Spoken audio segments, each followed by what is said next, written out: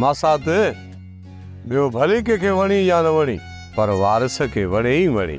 आउं चवां थी पक बंदि कर पंहिंजी परे थी ताऊं वञा। मां कहिड़ो ॿधियूं बीठो आहियां जो छॾियां। मूं तोखे चयो वाट छॾ मुंहिंजी ताऊं वञा।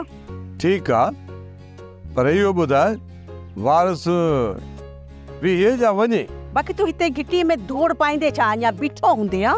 मासात मां मिड़ेई चवंदो आहियां भला हाणे जाई पाए हिते बीठो हूंदुसि या अहिड़ी लुटण उस में। चङो हाणे परे थी वरी मूंखे हवेली में बि वञिणो आहे। ॿीहर अचिजांइ तोसां ॻाल्हाईंदसि। मूं तोखे 10 दफ़ा चयो घिटी में न ॻाल्हाईंदो कर सोणी उहे बि चवंदी आहे सच कंहिंखे वणे न वणे। त पोइ भला ॿुधाए किथे मिलंदो कयां तोसां?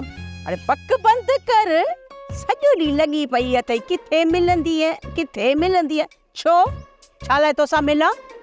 शर्म कर कुझु शर्म कर। तोखे 10 दफ़ा चयो अथमि इहे ॻाल्हियूं तूं मूंसां न कंदो कर।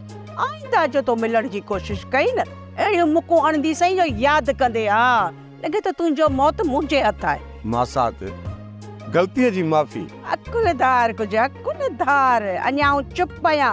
जंहिं मुंहिंजे यूसुफ खे ख़बर पई त ये आंडा कढी आसमान ते उछलींदई।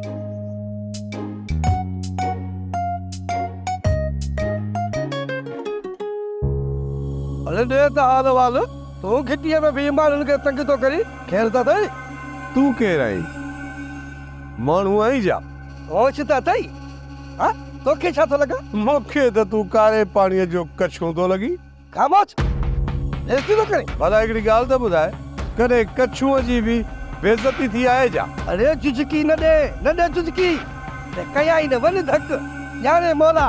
ॻाल्हि ॿुध कमदार जेकॾहिं तूं वन धकंदे त वारस टू धक कंदी टू। ॻाल्हि आहे ई सम्झ में? आउं ठे चढ़ अजी रे सघे था तो जाई तुझी त गोठ जी न्याणियुनि खे तंग थो करी वञ धकी कढो हल संत जतो जे रह सके भी हले वावा ने तो जतन। ड्रामा सीरियल चंद्र ग्रहण तमाम एपिसोड्स ॾिसो हाणे HD क्वालिटीअ में। विजिट करियो असांजो YouTube channel Sindh TV HD drama. Subscribe कयो असांजो official YouTube channel Sindh TV HD drama ऐं वधीक अपडेट लाइ बेल आइकन खे क्लिक करियो।